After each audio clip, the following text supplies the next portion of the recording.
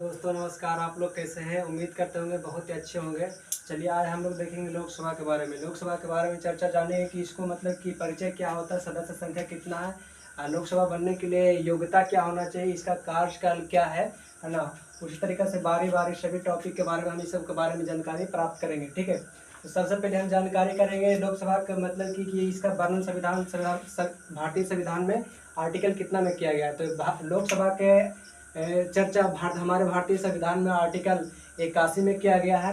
और लोकसभा के जनक कहा जाता है जीवी मालवंकर को। ठीक है, तो जीवी मालवंकर को एक उपनाम के नाम से जाना जाता है, इनको कहा जाता है दादा साहेब के नाम से जाना जाता है। तो ठीक है, अगर दादा साहेब बोलेंगे तो जीवी मालवंकर हो जाएगा, लेकिन बाबा साहेब बोलेंगे तो डॉक्टर भीमराव अम्बेडकर जी हो जाएंगे। ठीक है, तो लोकसभा के बारे में हम लोग पहले जानकारी प्राप्त करेंगे, परिचय। ठीक है, तो इसको सबसे पहले क्या क्या बोला जाता है, क्या नहीं बोला जाता है, उसके बारे में जानेंगे। तो लोकसभा को बोला जाता है निम्न सदन के रूप में। ठीक है, इसको बोला जाता है युवाओं का सदन, इसको बोला जाता है प्रथम सदन, इसको बोला जाता है लोकप्रिय सदन, और इसको बोला लोकप्रिय सदन बोला जाता है। और यह प्रत्येक 5 वर्षों के लिए चुनाव निश्चित रूप से किया जाता है। ठीक है, अब इसके बारे में चर्चा करेंगे। सदस्य संख्या मतलब कि इसका सदस्य संख्या कितना है। ठीक है, तो अभी देखेंगे कि इसका अधिकतम सीटों संख्या 552 सदस्य था। ठीक है, और जो 552 सदस्य था उसमें से 530 सदस्य राज्यों से और 20 सदस्य यूटी क्षेत्र से। यूटी क्षेत्र से कहने का मतलब केंद्र शासित प्रदेश। ठीक है, और जो ये 530 और 20 जोड़ेंगे तो 550 हो जाएगा, लेकिन 2 को बच जाता है तो 2 को हो जाता है एंग्लो इंडियन के नाम से जाना जाता है, जो कि राष्ट्रपति के द्वारा चुनाव किया जाता है। एक चुनाव किया जाता है राज्य से और एक चुनाव किया जाता है यूटी क्षेत्र से, मतलब कि केंद्र शासित प्रदेश से। ठीक है, अगर लोकसभा के वर्तमान सदस्यों के बारे में चर्चा करेंगे तो ये हो जाएगा वर्तमान में 529 सदस्य और 19 यूटी क्षेत्र से, मतलब कि 19 जो हो जाएगा केंद्र शासित प्रदेश से हो जाएगा, है ना। और 2 वो जो एंग्लो इंडियन है वर्तमान में 2000 ये मोदी जी के द्वारा 104वां संविधान संशोधन 2020 में इसको क्या कर दिया गया, स्थगित कर दिया गया है। ठीक है, अब इसको बारे में चर्चा करेंगे, योग्यता के बारे में चर्चा करेंगे कि लोकसभा की योग्यता क्या क्या होना चाहिए और इसका भारतीय संविधान में आर्टिकल कितना में चर्चा किया गया है। तो ये योग्यता के बारे में चर्चा किया गया है भारतीय संविधान में आर्टिकल 75 के 3 में किया गया है। ठीक है, अब देखें कि ये आर्टिकल लोकसभा के सदस्य बनने के लिए क्या क्या होना चाहिए। तो इसमें सबसे पहले ये तो भारत का नागरिक होना चाहिए और उसका वे भारत का नागरिक होना चाहिए और उसका आयु 25 वर्ष पूरा हो जाना चाहिए, 25 वर्ष पूरा या 25 वर्ष से अधिक होना चाहिए। ठीक है, और इसका कोई लाभ का पद पर नहीं होना चाहिए। लोकसभा के सदस्य बनने के लिए लाभ का पद पर नहीं होना चाहिए। लाभ का पद कहने का मतलब है कोई भी कर्मचारी यानी कि कोई भी सरकारी कर्मचारी सरकारी के पद पर हो, अगर वो एक चपरासी के रूप में भी काम कर रहा हो सरकारी के पद पे, तो वो लाभ का पद में आता है। ठीक है, तो वो नहीं होना चाहिए। अगर अगला पॉइंट की बात करेंगे तो यह किसी न्यायालय द्वारा पागलपन या दिवालियापन घोषित ना किया गया, मतलब कि वो पागल तो आप समझ ही रहे हैं, लेकिन दिवालियापन के बारे में थोड़ा सा हम देखेंगे कि दिवालियापन किसे कहा जाता है। दिवालियापन जो वैसा व्यक्ति जो भारतीय बैंक से या किसी व्यापारी या हो या कोई भी व्यक्ति हो, भारत का नागरिक हो, वो भारतीय धन से पैसा लेकर के किसी विदेश में चला गया और भारतीय सरकार के द्वारा नहीं पकड़ा है तो उसे दिवालियापन घोषित कर दिया जाता है। ठीक है, अब इसका लोकसभा के कार्यकाल के बारे में चर्चा करेंगे कि कार्यकाल क्या है इसका, भारतीय संविधान में कितना आर्टिकल में किया गया है।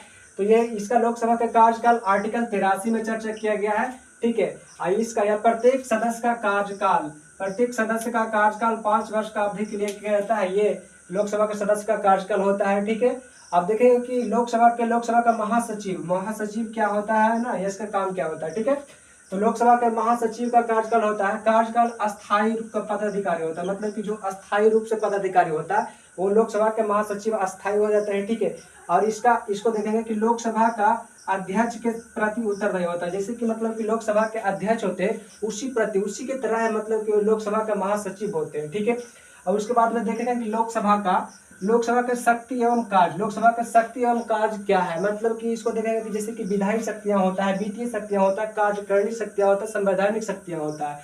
तो हम लोग इसको बारी बारी से जानकारी प्राप्त करेंगे। ठीक है, तो विधायी शक्तियां, अगर लोकसभा के विधायक शक्तियां के बारे में चर्चा करेंगे तो लोकसभा के विधायक शक्तियां कोई विधेयक लोकसभा का पारित होने के बिना कानून नहीं बन सकता है। मतलब कहने का मतलब है कि उसका विधायक शक्तियां में आता है कि लोकसभा के कोई भी विधेयक लोकसभा में पारित जब तक नहीं होगा वो कानून नहीं बनेगा। ठीक है, अगर लोकसभा के वित्तीय शक्ति के बारे में चर्चा करेंगे तो लोकसभा वित्तीय शक्ति के बारे में वित्त विधेयक जो होता है सिर्फ लोकसभा में ही प्रस्तुत किया जाता है, मतलब कि राज्यसभा में प्रस्तुत नहीं किया जाता। तो ये वित्त विधेयक के रूप में अगर हम जाने वित्तीय शक्ति, तो वित्त विधेयक जो लोकसभा में प्रस्तुत किया जाता है वो लोकसभा में प्रस्तुत किया जाता है। ठीक है, अगर इसका अगला पॉइंट देखेंगे कि कार्यकारिणी शक्ति, कार्यकारिणी मतलब उसको क्या कार्यकाल होता है। ठीक है, तो मंत्रिमंडल जब तक बना रहेगा, जब तक वो विश्वास प्रस्ताव तक बना रहेगा, मतलब कि जो भी मंत्रिमंडल है वो विश्वास प्रस्ताव जब तक उसका बहुमत है लोकसभा में, वो विधान मंत्रिमंडल बनाया रहेगा। लेकिन जब तक अविश्वास प्रस्ताव जैसी लागू हो जाएगा तो वो मंत्रिमंडल खत्म हो जाएगा और वो फिर से नया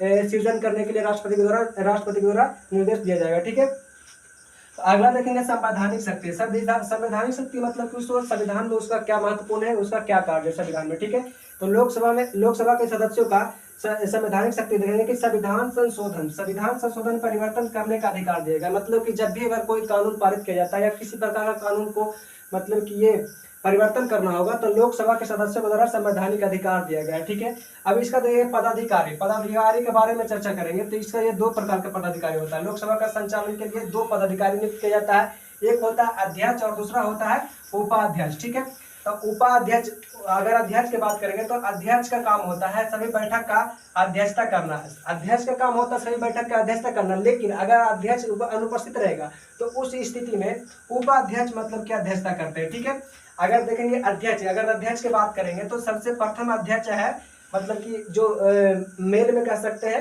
है ना, मेल। अगर प्रथम लोकसभा के प्रथम पुरुष अध्यक्ष की बात करेंगे तो ये हो जाएंगे जीवी मालवंकर हो जाएंगे। ठीक है, इनका कार्यकाल 1952 से लेकर 1956 तक रहा। ठीक है, अगर इसको लोकसभा के प्रथम महिला अध्यक्ष की बात करेंगे तो ये हो जाएंगे मीरा कुमार। ठीक है, मीरा कुमार हो जाएगा। ठीक है, अगर उपाध्यक्ष की बात करेंगे तो ये उपाध्यक्ष बोलेगा, यहाँ से डायरेक्ट क्वेश्चन पूछता है कि लोकसभा के प्रथम उपाध्यक्ष कौन बने हैं, तो ये लोकसभा के प्रथम उपाध्यक्ष बने हैं एम ए अयंगर। ठीक है, यहाँ से इसको आगे रखेंगे। ठीक है, अब यहाँ पर लास्ट पॉइंट है ये निर्वाचन। अब लास्ट पॉइंट देखेंगे, है ना, लास्ट इसका निर्वाचन, लोकसभा के अध्यक्ष को निर्वाचन कैसे किया जाता है। ठीक है, तो लोकसभा के निर्वाचन प्रत्यक्ष लोकसभा का गठन किया गया था 17 अप्रैल 1952 ईस्वी को। इसका गठन किए थे जीवी मालवंकर जी ने किए थे, इसीलिए लोकसभा के जनक के रूप में जाना जाता है। जीवी मालवंकर जी को जीवी मालवंकर को जाना जाता है। ठीक है, जीवी मालवंकर को एक उपनाम से जाना जाता है, दादा साहेब के नाम से जाना जाता है, जी कि हम पहले ही बता चुके हैं। ठीक है, लोकसभा के प्रथम बैठक 13 मई 1952 ईस्वी को किया गया था। ठीक है, और इसका लोकसभा के एक सीट, मतलब कि लोकसभा के एक सदस्य का सीट निर्धारण किया गया था 7.5 लाख जनसंख्या पर किया गया था। ठीक है, और हम आप लोग की जानकारी के रूप में बता दें कि लोकसभा के 17 वसांश राष्ट्रपति के द्वारा किया जाता है। और यह आर्टिकल भारतीय संविधान के आर्टिकल 85 के 2 के ए में किया गया है। ठीक है, और लोकसभा का विघटन प्रधानमंत्री के सलाह पर लोकसभा का विघटन किया जाता है राष्ट्रपति के द्वारा। ठीक है, ये आर्टिकल 85 के 2 के बी में चर्चा किया गया। ठीक है, अब देखेंगे कि लोकसभा के सीटों की संख्या किस राज्य में कितना है। ठीक है, तो राज्य में कितना है और ये केंद्र शासित प्रदेश में कितना है। तो राज्य में हम देखेंगे कि यूपी में 80 है। ठीक है, उसके बाद महाराष्ट्र में 48 हो जाएगा, वेस्ट बंगाल में 42 हो जाएगा, बिहार में 40 हो जाएगा, तमिलनाडु में 39 हो जाएगा, मध्य प्रदेश में 29 हो जाएगा, कर्नाटक में 28 हो जाएगा, गुजरात में 26 हो जाएगा, राजस्थान में 25 हो जाएगा, आंध्र प्रदेश में भी 25 हो जाएगा, उड़ीसा में देखेंगे तब 21 हो जाएगा, केरल में 20 हो जाएगा, तेलंगाना में 17 हो जाएगा, झारखंड में 14 हो जाएगा, असम में 14 हो जाएगा, पंजाब में 13 हो जाएगा, छत्तीसगढ़ में 11 हो जाएगा, हरियाणा में 10 हो जाएगा। और यहाँ पर देखिए राज्य में उत्तराखंड में कितना हो जाएगा तो 5 हो जाएगा, हिमाचल प्रदेश में 4 हो जाएगा, मेघालय में 2 हो जाएगा, अरुणाचल प्रदेश में 2 हो जाएगा, गोवा में 2 हो जाएगा, मणिपुर में 2 हो जाएगा, त्रिपुरा में 2 हो जाएगा। ठीक है, यानी कि मेघालय, अरुणाचल प्रदेश, गोवा, मणिपुर और त्रिपुरा में 2-2 सीट हो जाएगा, और सिक्किम, नागालैंड और मिजोरम में तीनों में 1-1 सीट हो जाएगा। ठीक है, अब देखेंगे कि यूटी क्षेत्र मतलब केंद्र शासित प्रदेश में कितना सीट है। तो दिल्ली में, जैसे यूटी क्षेत्र में दिल्ली आता है तो दिल्ली में 7 सीट हो जाएगा लोकसभा का, जम्मू कश्मीर में 5 सीट हो जाएगा, लद्दाख में 1 सीट हो जाएगा, पुडुचेरी में भी 1 हो जाएगा, चंडीगढ़ में भी 1 सीट हो जाएगा। ठीक है, दादर नगर हवेली में 2 सीट हो जाएगा, लक्षद्वीप में 1 हो जाएगा और अंडमान निकोबार द्वीप समूह में 1 हो जाएगा। ठीक है, तो आप लोग